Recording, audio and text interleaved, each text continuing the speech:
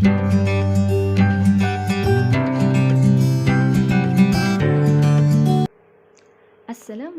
warahmatullahi wabarakatuh. Di dalam video kali ini, cikgu akan menerangkan tentang subtopik 1.3 iaitu rangsangan dan gerak balas di dalam tumbuhan. Di dalam subtopik ini, terdapat dua objektif yang perlu difahami oleh para pelajar iaitu yang pertama adalah menerangkan bahagian-bahagian tumbuhan yang peka terhadap rangsangan serta contoh rangsangan yang diterima oleh tumbuhan. Dan yang kedua adalah menerangkan bagaimana tumbuhan bergerak balas terhadap rangsangan dan kepentingan gerak balas tersebut terhadap tumbuhan. Seperti haiwan dan manusia, gerak balas dalam tumbuhan sangat penting supaya tumbuhan dapat menjalankan proses-proses hidup seperti respirasi, pertumbuhan dan sebagainya. Jadi, gerak balas dalam tumbuhan terdapat dua jenis iaitu gerak balas tropisma dan juga gerak balas nastik. Okey, apa maksud gerak balas tropisma? Gerak balas tropisma ini merupakan gerak balas terarah tumbuhan terhadap rangsangan. Bermaksud bahagian tumbuhan akan bergerak mengikut arah rangsangan. Okey, gerak balas tropisma terbahagi kepada dua iaitu tropisma positif ataupun tropisma negatif. Maksud tropisma positif ialah gerak balas bahagian tumbuhan ke arah rangsangan. Maksudnya, jika kita nampak rangsangan itu datang dari sebelah kanan, kita akan nampak bahagian tumbuhan tersebut akan bergerak ke arah kanan. So, itu menunjukkan gerak balas tropisma positif. Manakala untuk tropisma negatif, ialah gerak balas tumbuhan menjauhi rangsangan. Iaitu sekiranya rangsangan datang daripada arah kanan, kita akan nampak bahagian tumbuhan tersebut bergerak ke sebelah kiri. Dan gerak balas tropisma juga berlaku perlahan dan perubahan yang kita lihat tidaklah begitu ketara. Okay, gerak balas yang kedua adalah gerak balas nastik iaitu gerak balas tumbuhan terhadap sentuhan.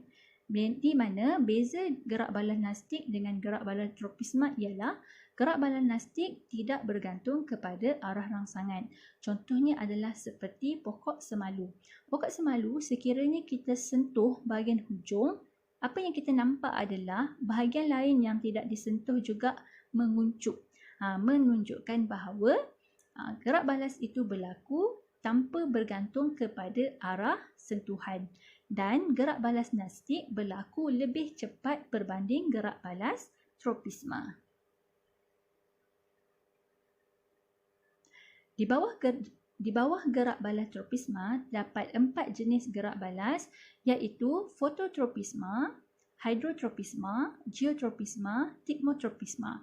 Apa beza antara keempat-empat gerak balas tropisma ini? Bezanya adalah jenis rangsangan yang diterima. Okey, untuk yang pertama, fototropisma. Fototropisma merupakan gerak balas tropisma terhadap rangsangan cahaya. Hidrotropisma pula merupakan gerak balas tropisma terhadap rangsangan air. Geotropisma merupakan gerak balas tropisma terhadap graviti dan tigmotropisma merupakan gerak balas tropisma terhadap sentuhan. Yang pertama adalah fototropisma. Fototropisma merupakan gerak balas tropisma terhadap rangsangan cahaya. Fototropisma terbahagi kepada dua, iaitu fototropisma positif dan fototropisma negatif. Apa maksud fototropisma positif? Ialah gerak balas bahagian tumbuhan ke arah cahaya. Bermaksud sekiranya cahaya datang daripada arah kanan, kita akan nampak bahagian tumbuhan tersebut bergerak ke arah kanan. Contoh bahagian tumbuhan yang menjalankan fototropisma positif ialah bahagian pucuk. Kepentingannya adalah supaya pucuk dapat memperolehi cahaya matahari bagi menjalankan proses fotosintesis. Bagi fototropisma negatif, maksudnya adalah gerak balas bahagian tumbuhan menjauhi cahaya. Contoh bahagian tumbuhan yang menjalankan fototropisma negatif ialah akar. Kepentingannya adalah membolehkan akar untuk tumbuh ke dalam tanah bagi mendapatkan air dan juga mineral terlarut yang terdapat di dalam tanah.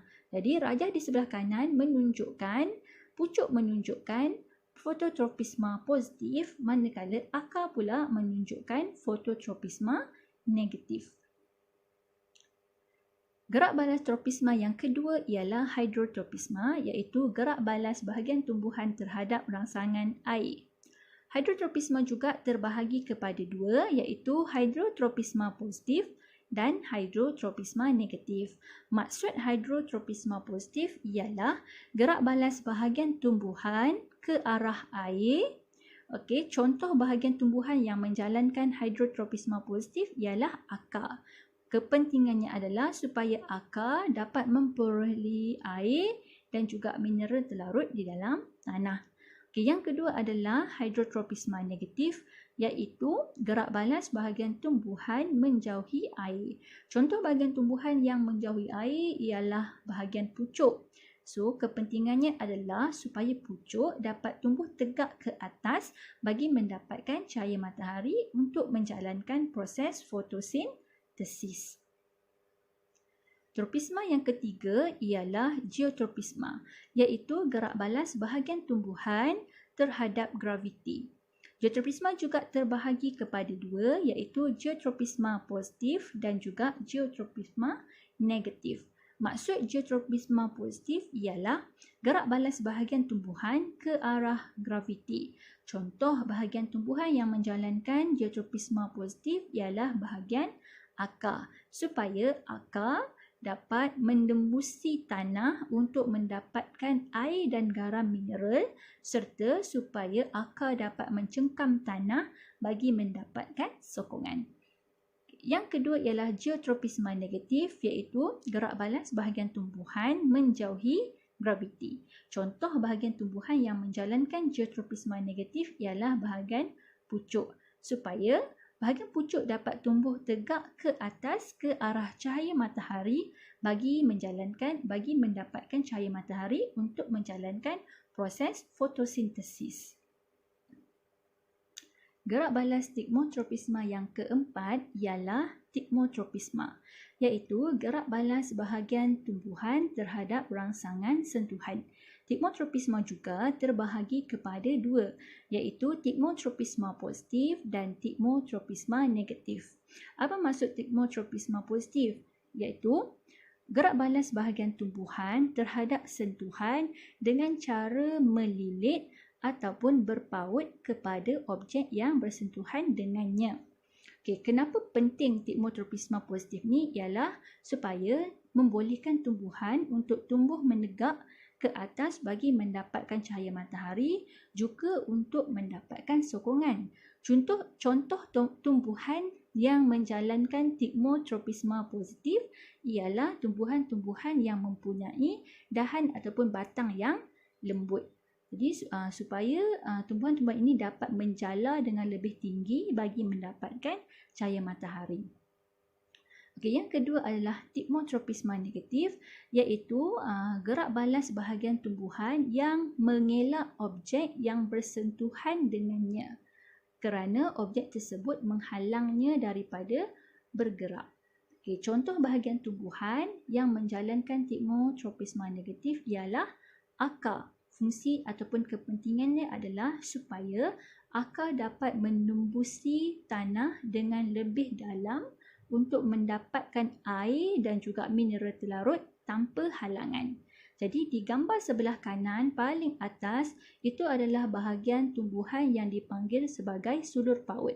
Sulur paut merupakan bahagian tumbuhan yang akan melilit apabila menyentuh objek yang terdapat di sekitarnya. Jadi kalau kita nampak hanya bahagian sulur paut yang menyentuh tiang besi itu sahaja yang melilit pada kawasan itu, tetapi bahagian yang tidak menyentuh tidak akan melilit.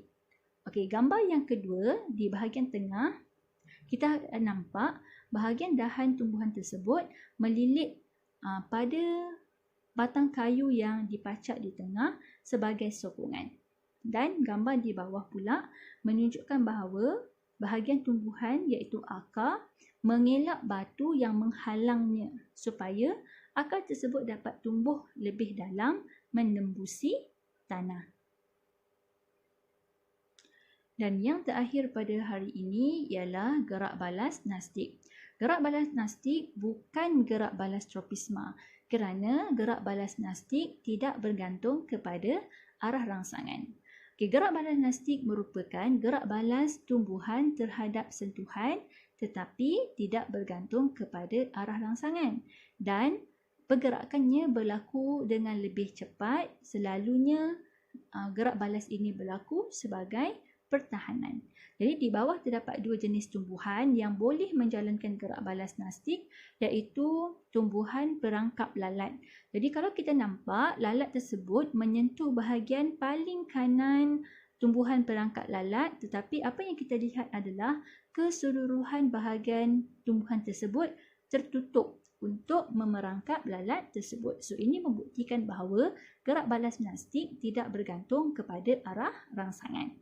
Dan tumbuhan yang kedua adalah pokok semalu.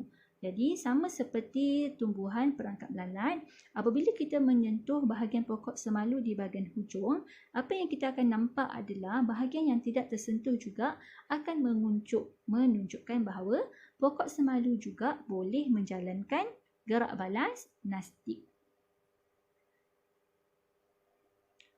Jadi, apakah kesimpulan untuk subtopik pada video kali ini? Yang pertama adalah bahagian-bahagian tumbuhan yang peka terhadap rangsangan adalah seperti pucuk, akar dan juga batang. Dan jenis rangsangan yang diterima oleh ketiga-tiga bahagian ini ialah seperti cahaya matahari, air, sentuhan dan juga graviti. Dan yang kedua, kenapa gerak balas ini penting terhadap tumbuhan? Gerak balas yang berlaku penting kerana yang pertama, gerak balas fototropisma positif penting supaya tumbuhan dapat memperolehi cahaya matahari bagi menjalankan proses fotosintesis. Gerak balas geotropisma positif membolehkan akar untuk menembusi tanah bagi mendapatkan air. Dan gerak balas hidrotropisma positif membolehkan akar untuk mendapatkan air dan garam mineral daripada tanah. Dan gerak balas nastik ataupun gerak balas stigmotropisma membolehkan bahagian tumbuhan untuk mendapatkan sokongan serta untuk mendapatkan pertahanan. Jadi, jika terdapat apa-apa soalan, bolehlah komen di bawah. Sekian, terima kasih.